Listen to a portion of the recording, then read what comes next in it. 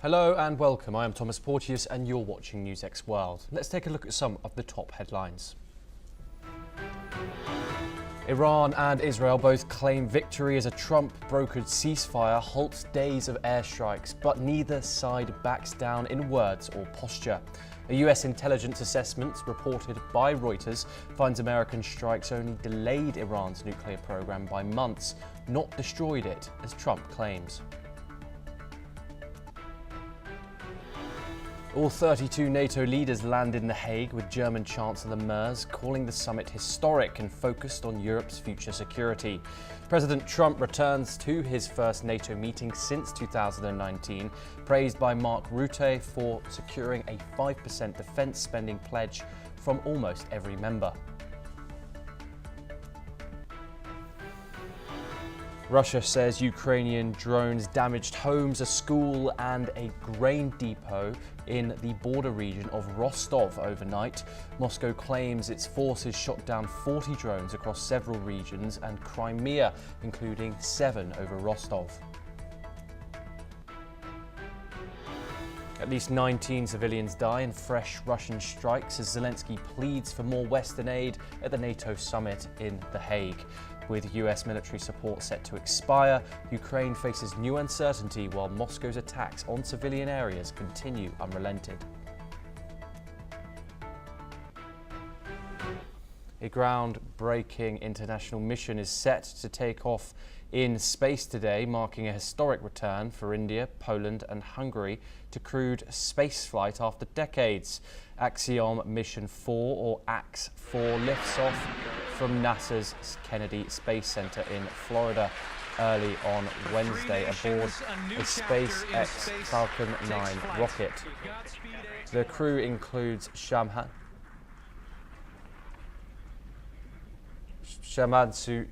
Shakula from India, Slark Walls from Poland, Tibor Kapu from Hungary, and American Commander Peggy Winston. As you're seeing, this is the live visuals of the Axios 4 flight, in which the astronauts will spend up to 14 days aboard the International Space Station, conducting over 60 scientific experiments. As you're watching the live visuals of this AX-4 flight launching off from Florida, you can see the visuals with the Polish, the Hungarian and the Indian astronauts on board, as well as one American. This marks the first flight of the 3 international countries of Poland, India and Hungary, all linking up together and making their first trip in years to the International Space Station. But the AX-4 launch, featuring the final Crew Dragon capsule, goes ahead as planned, with a strong backing from participating nations. As you can see, this is the visuals that we're bringing you live from the Kennedy Space Center in Florida, as the 3 astronauts blast up to the International Space Station for a prolonged stay. We also just heard the call out for MVAC chill. We're going to trickle just a little bit of liquid oxygen now into the turbo pumps on board our Merlin in preparation for second engine start 1, which will of course be shortly after stage separation. Now, at this point, we are just about 30 seconds away from 4 events that are going to happen in rapid succession. The first one will be main engine cutoff, or MECO, then again followed by stage separation, ignition of that second stage engine, which we are already preparing for, as well as the first stage's boost back burn. With that confirmation from Mission Control that we are throttling the first stage engines down, we are expecting MECO at T plus 2 minutes and 26 seconds. MECO. Stage separation confirmed.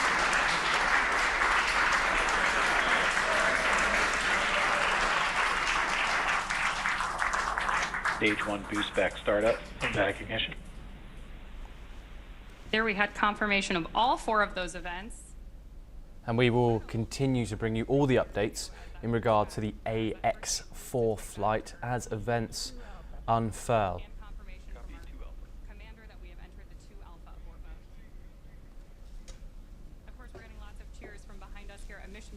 Here in Hawthorne, California as well.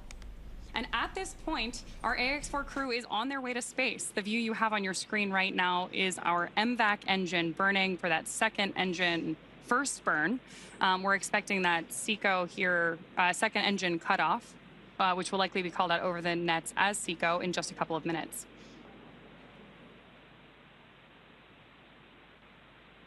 Stage 1 boost back shut down.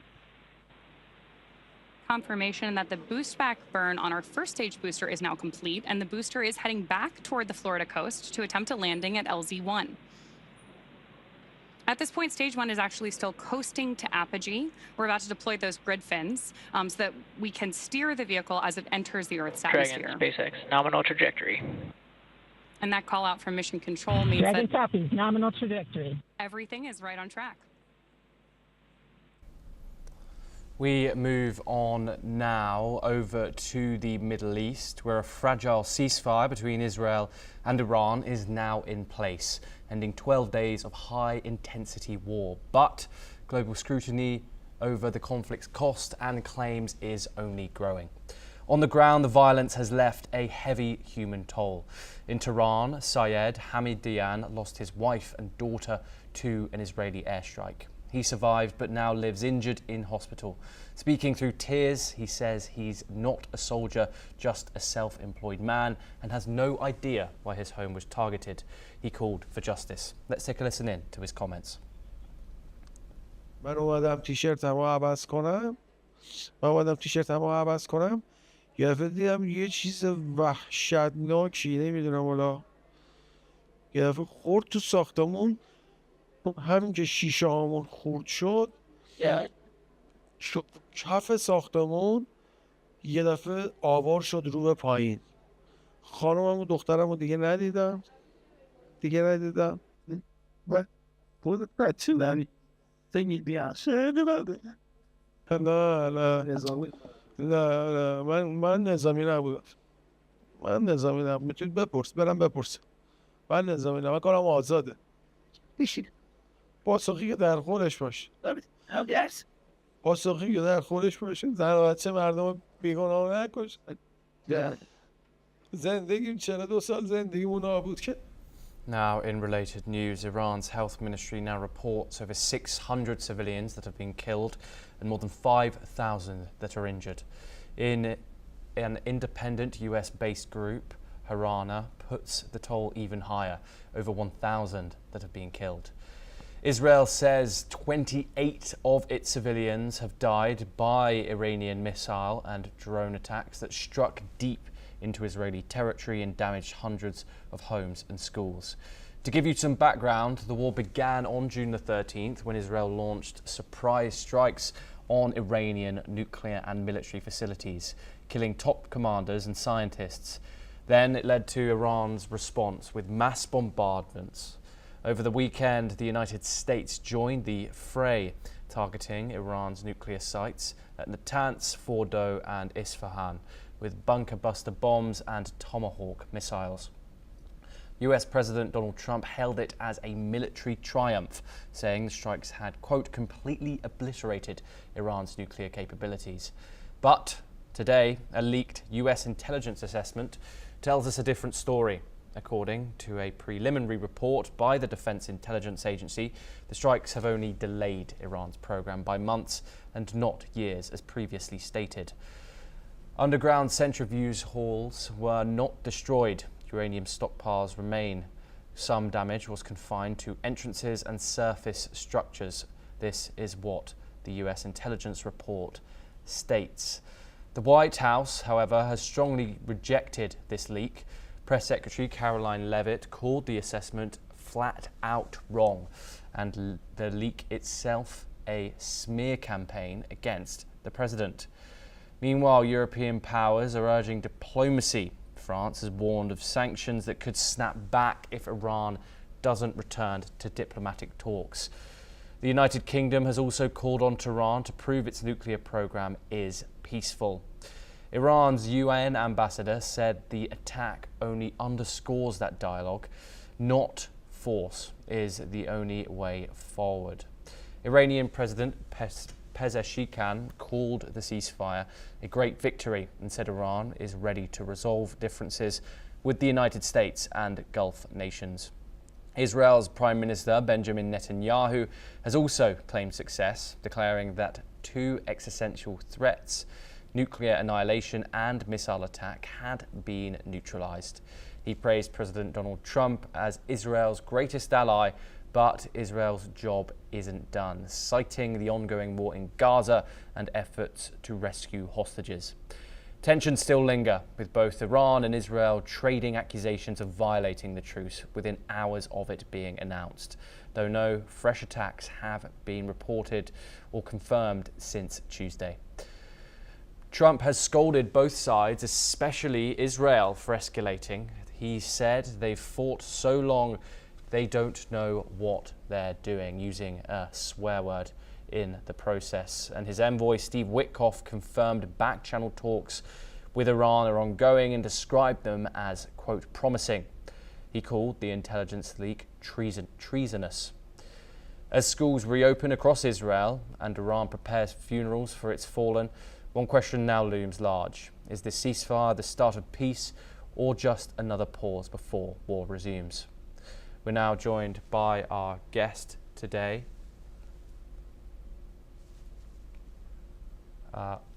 Stephen Naji, who's the professor at the International Christian University located in Budapest. Stephen, thank you very much for joining us on the program. Thanks for having me.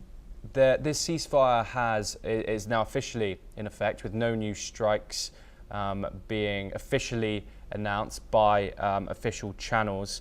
However, there is an evident fragility to this, with claims of violation from both sides.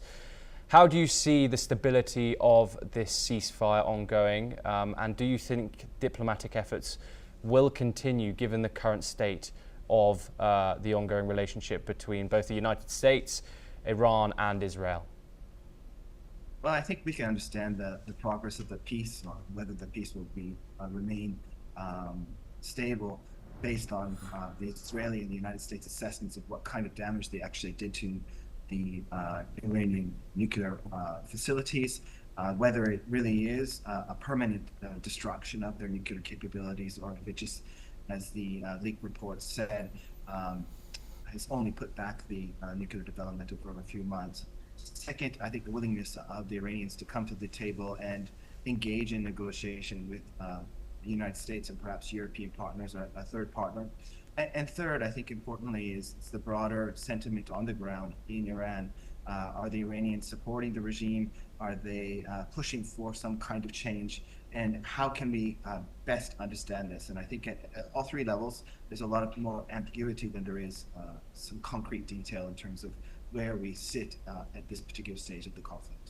Stephen, you briefly mentioned about the idea of regime change. Netanyahu, throughout when the conflict was at its peak, the idea of regime change was constantly floated by the Israeli Prime Minister, along with briefly mentioned by Donald Trump. Israel says its targets have now been achieved. Has Netanyahu made a complete U-turn here? I suspect not. The threats to Israel's existence, whether it's through conventional, destroying it through conventional means or nuclear means, have been long-standing from Iran. So I think that the Benjamin Netanyahu and his ruling elite most likely favor the complete destruction of all nuclear capabilities in Iran, and they probably prefer a change in the regime, hoping for a more cooperative government that is interested in coexistence and recognizing Israel's right to exist.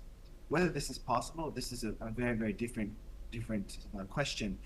At this particular stage, I think that we don't know, how much anti-regime sentiment exists in Iran, and whether these attacks by Israel, and we should remember it was Israel that attacked the Iranians first, did they create a more nationalistic approach to having a cohesive approach to fighting back against Israel and the West, or has it created divisions within Iran and weakened the regime and created and emboldened some other power centers to be challenging that regime? And we just don't know at this stage.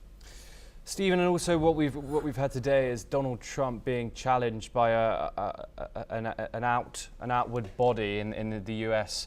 intelligence, saying that these B-2 strikes have only delayed Iran's nuclear program by a few months and not completely destroyed it. Caroline Leavitt came out today and said that this was a smear campaign. What are your thoughts on this also damaging Donald Trump's rhetoric or the narrative he's trying to push?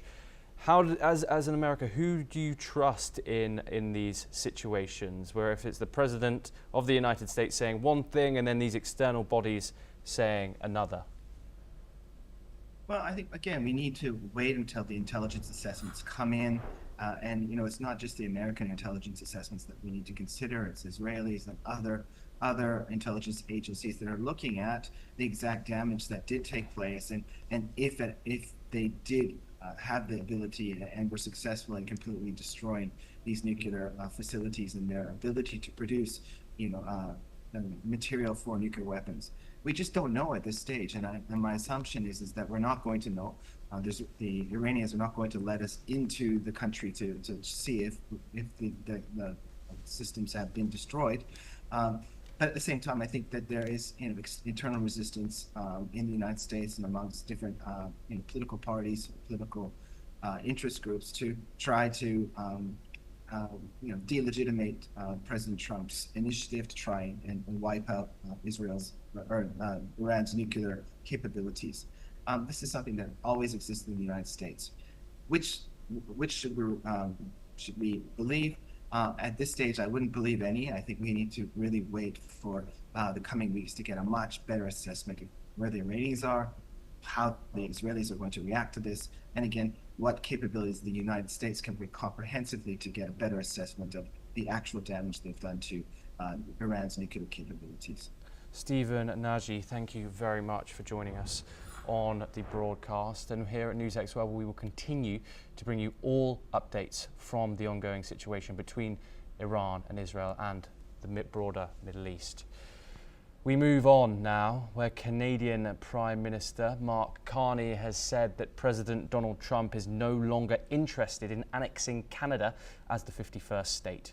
Speaking to a reporter at the NATO summit in the Netherlands, Carney said that Trump now admires Canada, adding that any such coveting appears to be in the past.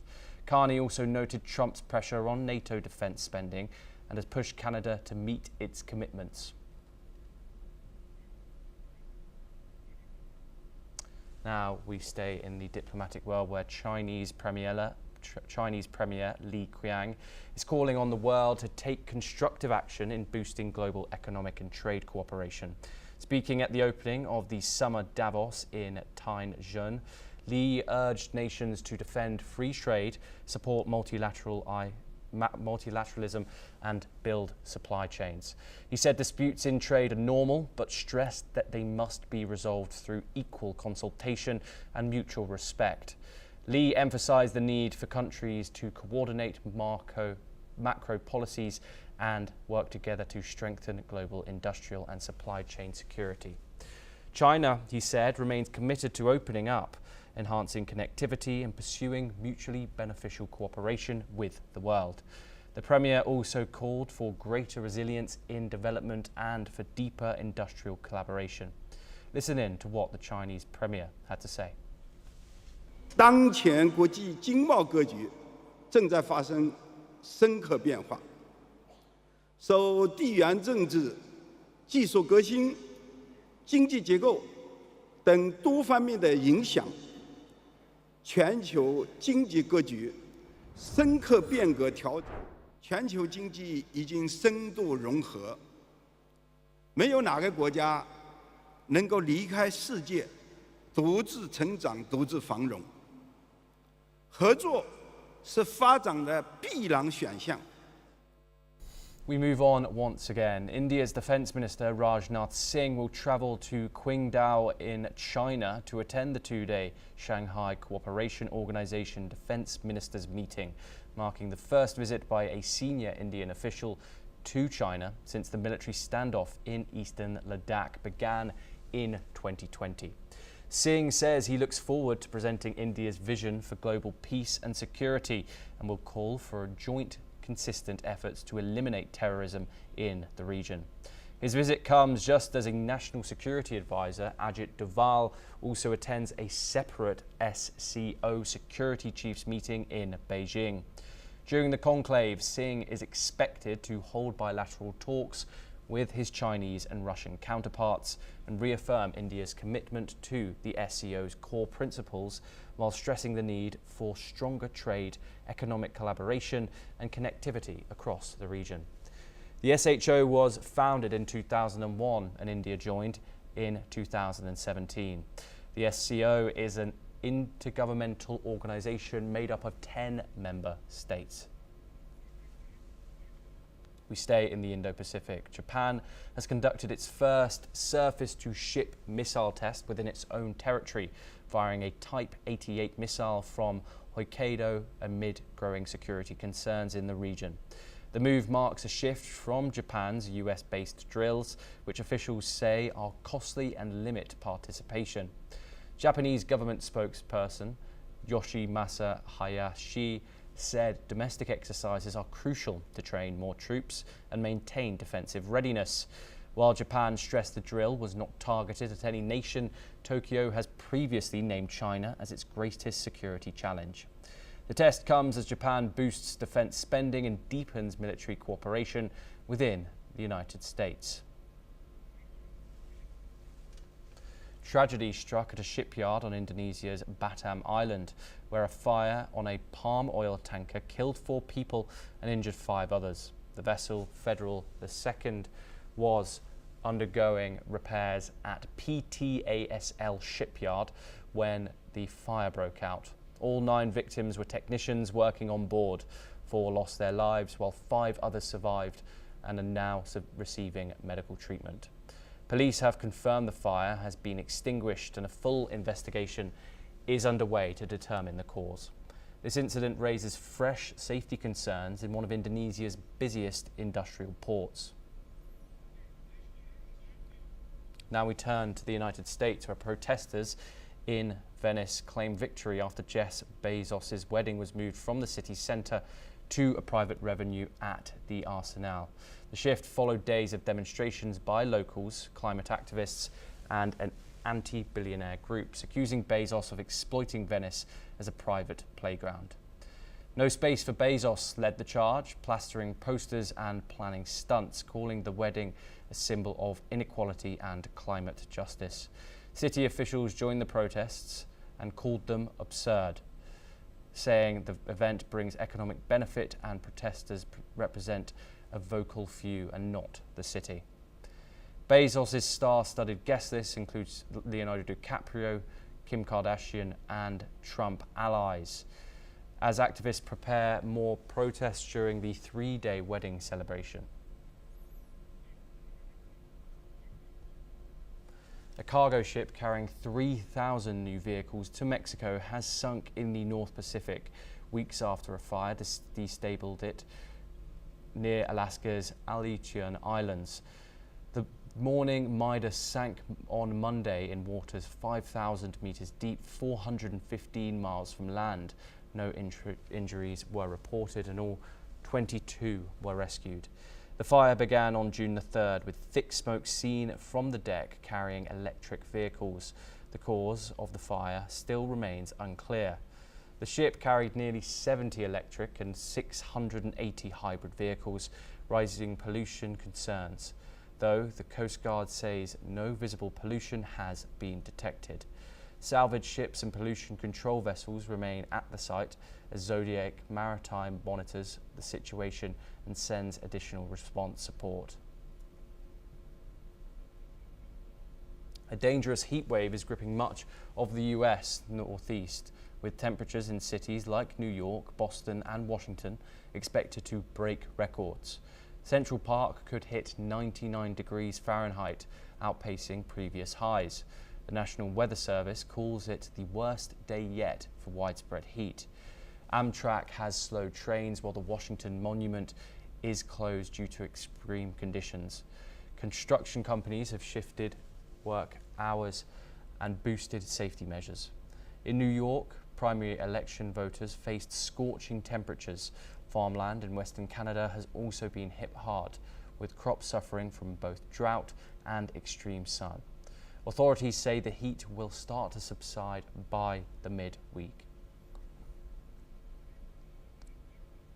Well, that is all we have time for, and we will continue to bring you more news updates from around the world. Thank you.